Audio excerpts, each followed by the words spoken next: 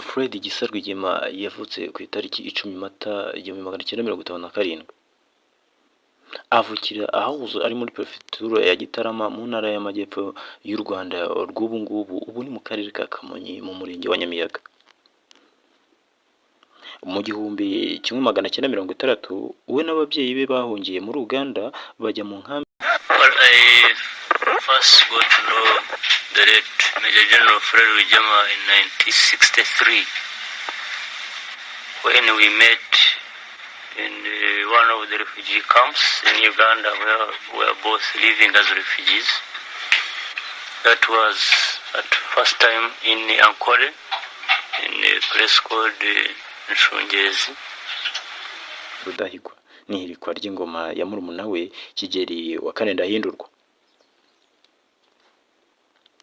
Fred Gisa Rwigema amaze kurangiza amashuri yisumbuye muri Uganda mu 1976, yagiye muri Tanzania yinjira mu barwanyi bitwaga Front for National Salvation Foronsa.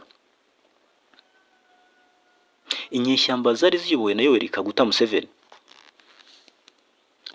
Mu mpera z'1976 Rwigema yafashe inzira yerekeza muri Mozambique yinjira mu barwanyi ba FR Frelimo.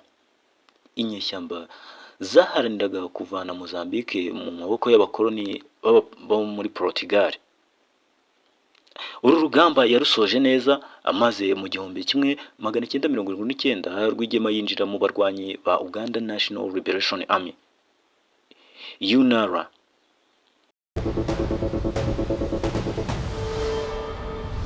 Bafatanya n'ingabo za Tanzania gufata Kampala, abahirika ubutegetsi bwa Idi Amin Dada. Bafatanyije n'ingabo za Tanzania bafata Kampala, bahirika ubutegetsi bwa Idi Amin Dada wahise ahunga igihugu muri Mata 1979.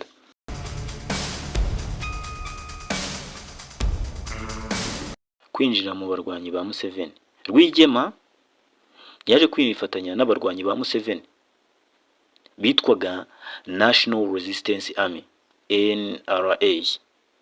Barwanaga mu buryo bwa kinyeshyamba mu byo bitaga Uganda ni Bushwar. Bwari bugamije guhirika ubutegetsi bwa Milton Obote. Icyo gihe ndetse ni nabwo Rwigema yarwanye bwa mbere ari kumwe n'abaje kuba abasirikare bakuru ba RPF Inkotanyi barimo Paul Kagame, General James Kabarebe n'abandi baje gufatanya mu rugamba rwo kubohora u Rwanda no guhagarika jenoside yakorewe abatutsi mu 1994. Hashize imyaka 4 Rwigema atabarutse nyuma y'uko igisirikare cya NRA gifashe ubutegetsi muri Uganda mu 1986. Rwigema yagizwe minisitiri w'ingabo wungirije, akomeza no kugaragara mu bikorwa byo gutsimbura burundu ndetse abarwanyi bari bagikanyakanya kwa Milton Obote bari batera. Aba barwanyi bateraga baturutse mu majyaruguru ya Uganda. Fred Gisa Rwigema ni umwe mu barwanyi 27 bari bayobowe na Yoweri Kaguta Museveni, wagiye mu ishyamba mu 1981 gutangiza urugamba rwo kurwanya Milton Obote. N'ishyaka rye Uganda People Congress bashinjwaga kwiba amatora mu 1980 bagatsinda Democratic Party ryari riyobowe na Paul Kawanga Sese Mwongerere, na Uganda Patriotic Movement ryari riyobowe na Yoweri Museveni. Mu 1985 Fred Rwigema yari amaze kuba umwe mu bayobozi bakomeye mu gisirikare, ndetse igihe ingabo za National Resistance Army za Museveni zari zimaze guhirika ubutegetsi bwa Milton Obote, Fred Rwigema yari umwe mu bantu batatu bari bakomeye ndetse bari abayobozi b'izo nyeshyamba bashyizweho ku buyobozi bukuru bwa NRA. Nyuma yo gutsinda urugamba bahise baba abayobozi ba NRA. Icyo gihe nibwo Fred Rwigema yambitswe ipeti rya Major General, aryambikwa ku munsi umwe n'umuvandimwe wa Museveni Salim Saleh ndetse na Ella Tumwen. mu gihe Museveni we yari yahawe ipeti rya Lieutenant General. Fred Rwigema yamenyekanye cyane nk'umuyobozi w'igisirikare wakundwaga cyane n'abo yari ayoboye kandi abakuriye bakamwisanzuraho, mbese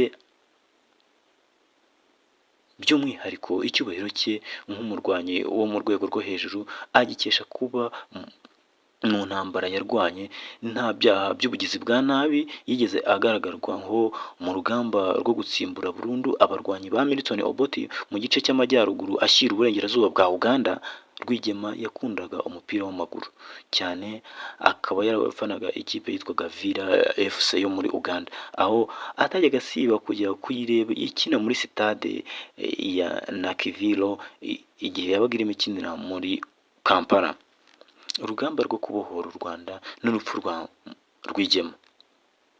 Fred Rwigema tariki ya mbere Ukwakira 1990, Rwigema niwe wari ukuriye urugamba rwo kubohora igihugu, ayoboye abasirikare b'inkotanyi bateye baturutse mu majyaruguru y'u Rwanda baje guhagarika jenoside yakorerwaga abatutsi, ariko bukeye bwaho nibwo yatabarutse nyuma yo kuraswa ku rugamba afite imyaka 33.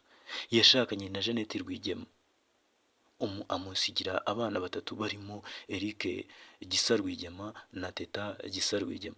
Nyuma y'itabaruka rye yasimbuye ku buyobozi bw'ingabo za RPA na Paul Kagame wari ufite ipeta rya Major. Ayoboreye urugamba kugeza intsinzi yo kuwa 4 Nyakanga mu 1994, ari nabwo inkotanyi zahagaritse jenoside yakorewe abatutsi. Major General Fred Gisa Rwigema yubashywe nk'imwe mu ntwari zikomeye z'igihugu. Umubiri we uruhukiye mu irembe ry'intwari i Remera mu mujyi wa Kigali hafi ya Stade Amahoro. Ntabwo tuzamwibagirwa.